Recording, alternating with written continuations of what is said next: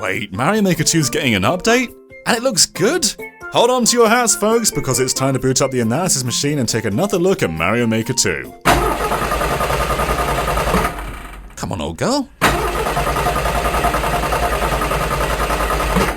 It looks like the analysis machine doesn't want anything to do with Mario Maker. This one won't be feature length, I promise. There we go. So Mario Maker 2 version 2.0 is finally on the way, and it brings with it a bunch of new enemies, course elements, and an incredibly cool power-up. Let's go in order though and start off with Spike. We see him in his standard Mario 3 form initially, which makes sense given that's the game he debuted in, but that means that Spike wasn't in the original Super Mario Bros. And heck, he wasn't in World either. So here he is in the original game, which is a brand new appearance, and seemingly with a Super Mushroom. Here he is in 3, a recurring appearance. Here he is in World, which is again another new appearance, and again also with a Super Mushroom. And here he is in Mario U, which is a recurring appearance. But hey, where's 3D World Spike? We never see them in the trailer, but there's also no notice saying they're not in the game unlike other assets. So Spike is very likely in this style, which does make sense given the character is in 3D World.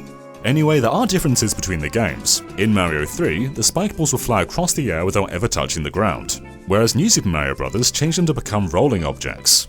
It seems they've split the difference when it comes to new appearances. Super Mario Bros. Bases the behaviour of Mario 3 and has them fly in the air, whereas in Mario World, they roll on the ground. In fact, the rolling Spike balls even have physics properties. This Super Mushroom version of the Spike ball heavily outweighs Mario. This allows him to climb the seesaw with ease. And there are more uses too. You can bounce along the Spike balls by spinning in Mario World or Mario U, or even in the original Super Mario Bros. Style if you have a shoe. Spike balls can also interact with objects to break open power-up boxes, or ram straight through ice blocks. Now in the snow theme, we see that Spike throws snowballs rather than spike balls. That's far more festive, Spike. Well done. This is kind of a first for the character, and also kind of not. New Super Mario Bros. DS had a very special version of Spike that would basically do the exact same thing, only the snowballs worked a bit differently. If you tried to jump on them, it would not end well for you. They even gradually grew larger the longer they rolled. In Mario Maker though, you can stomp on them and then use them as a projectile, just like how snowballs worked in 3D World. As far as we can recall, being able to pick up a snowball is completely new to the 2D games and first appeared in 3D World. And while we do see larger snowballs here, they're likely just from Spike with the Super Mushroom rather than growing over time like in Mario Bros. DS. Alright, let's move on to Pokey. Pokey first made his appearance in Super Mario Bros. 2, but here's the problemo. There is no Mario 2 in Mario Maker 2, and Pokey wouldn't make another appearance until Mario World. So that means they made a brand new Pokey for Mario 1 and Mario 3. Both games take on the green appearance from Mario 2, whereas World and 3D World are both yellow and look basically the exact same as they always do in their games. We also get a look at the Snow Pokey in the Mario World style and, oh, look at the little hat! Much like Snow Spike, Snow Pokey shows up when playing in the snow theme. The head isn't spiky like a regular Pokey, so you can stomp down on them, and doing so drops another snowball. These appear to work exactly like spikes. Not those spikes, this spike. Heck, it seems snowballs can even be placed as regular objects, as we see tons falling down both big and small with parachutes. The Snow Pokies aren't the only new thing about these enemies though, as the Pokies themselves actually work very differently in the Mario World style. The properties appear to be from New Super Mario Bros. In the original Mario World, fireballs wouldn't do a thing against Pokies, whereas now they chip away at the layers. Likewise, eating the head as Yoshi would cause the next layer to become the head, whereas in Mario Maker 2, eating the head instantly kills every layer. So really, this isn't accurate to Mario World at all. We'd imagine that fireballs work against Pokies in all styles, and you can likely also jump on their heads with the shoe in the Mario 1 style and maybe even take them out by stomping on them, whereas the Tanuki tail in the Mario 3 style also likely chips away at them. We only see Pokies at a maximum of 8 tiles high, so is this a limit? Can we stack even more of them? Now the frozen coin isn't actually available in 3D World, which is strange considering ice blocks are, and these are very similar. They basically are ice blocks and you can thaw them with fire. So a fire flower, a burner, a fire bar, and the angry sun all have the abilities to free these coins. And the blocks themselves also appear to have ice properties and make Mario all slippery. We can see ways to utilize other objects with this gimmick, but it seems that coins are the only things you can put inside the blocks. So here they are in Super Mario Bros., Mario 3, Mario World, and Mario U. Again, no 3D World. Thankfully the next item works in all the game modes, the P blocks. The concept for this isn't new, as the P-blocks had the ability to turn coins into blocks for years now, but that method had the capability of breaking your levels. Like if you mess up and collect the coins, there's no way to respawn the platforms. So these new P-blocks are basically permanently fixed into the level. They're still on the P-switch timer, so the function is the same. They're just way more reliable. They can't even be broken by Banzai bills. These things are indestructible.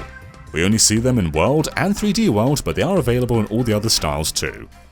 The next item is exclusive to 3D World, the dash block. You'll probably remember these best from the Mario Kart stage in 3D World, and they basically send Mario running at above his top speed for a couple of seconds. Your momentum even carries over, so Mario can jump off way into the distance. Look at him go!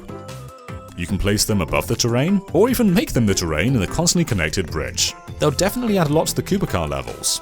And the final new item is exclusive to the Mario 1 style and is the most exciting of the bunch. The Master Sword. At first, this may seem like a less elaborate form of a Mii costume, but it's way more than a Mii costume. For starters, this is a new sprite. It's still based on the NES Zelda 1 appearance, but instead of a cross shield, Link now adorns the Hylian shield. And yeah, this is apparently officially the Master Sword, which didn't even appear in Zelda 1. The sprite here was actually the white sword. Very fitting setting though, with the Master Sword being found in the middle of a forest. A pretty loyal nod to its location in the Lost Woods. The more exciting thing about Link though is this isn't just a skin. The Master Sword can actually be used to attack enemies, use his shield to guard from enemies, even thwomps. He can use the dash from A Link to the Past, and use the down thrust from Zelda 2, and this even takes out enemies with exposed spikes like Spinies. That's not all though. Link also has a bow and arrow that can aim in 3 directions, and he can drop down a bomb at any time, which works almost exactly like a Bob-omb. And just like Bob-ombs, they can go through grinders and interact with switches. Heck, the clown car even gets a unique expression when Link throws one down. So how do all these moves work? Well, let's first limit ourselves to a single Joy-Con, as that's the fewest number of inputs Mario Maker supports. So, question 1. Can Link run? We never actually see this in the footage. We see him dashing, but a regular Mario run? Nowhere to be seen. Though interestingly, before Link dashes, he pokes his sword out for a second and there's a charge noise. So perhaps run is still on the B button just like Mario, but it's also the same button as your sword. So this may mean that Link can't run in the strictest sense, but still can dash like in Link to the Past. The down thrust is likely the same as the shoe, so the user just presses down in the air, and you'll notice after the down thrust, Link has his shield out for a moment, so could shield be the down button while being on the ground?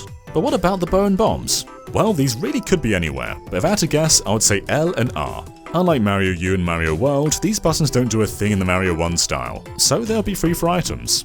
It looks like Link may have some limitations when it comes to movement, but he more than makes up with it with how drastically he changes the dynamics of Mario Maker.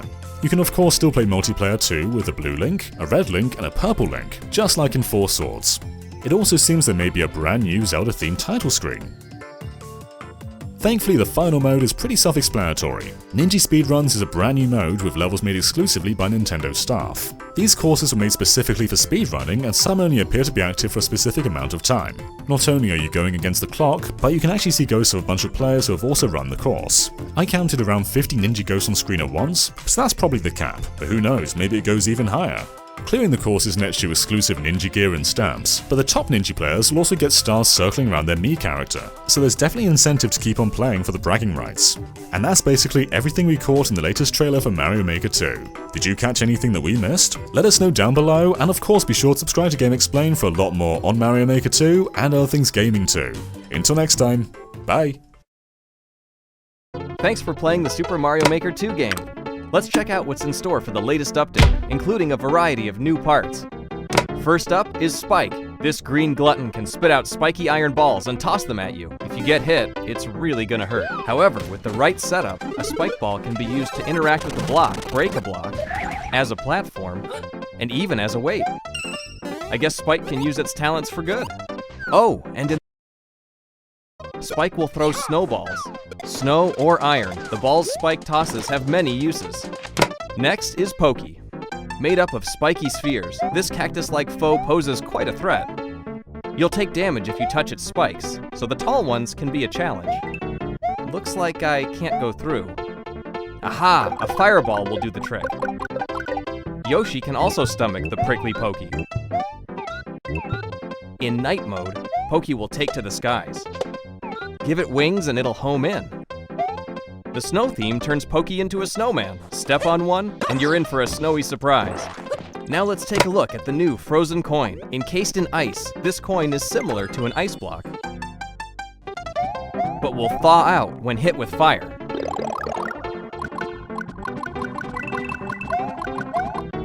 Parts like the burner, fire bar, and angry sun also do the trick. So heat up your courses with some cool traps. Next up is the P block. These solid, unbreakable blocks will appear when you step on a P switch, but only temporarily. Use it like this. Or like that. The dash block is coming to the Super Mario 3D World game style. Step on it to dash! At this speed, you can jump long distances, so even faraway blocks are fair game. Connect a few, and keep on dashing! Use it for technical courses, or to reach Mach speed with the Koopa Troopa car.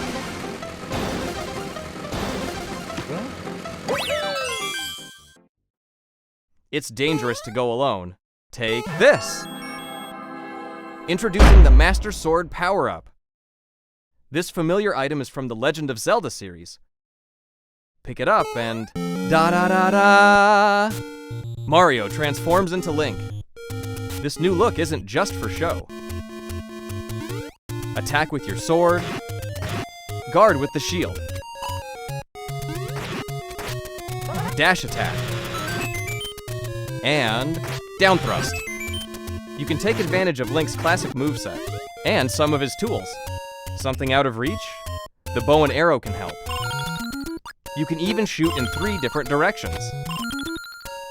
A dead end? It's no match for a bomb. With the Master Sword, you can find creative ways to clear courses.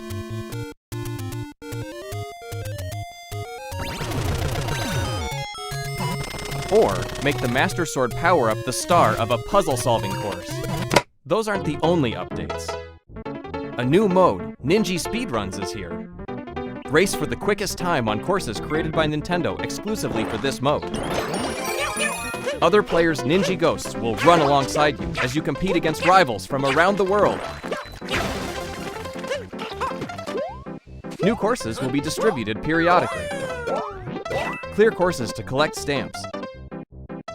And even unlock special Mii costumes. In addition to bragging rights, top players will also have gold stars circle around their Mii character for a certain period of time.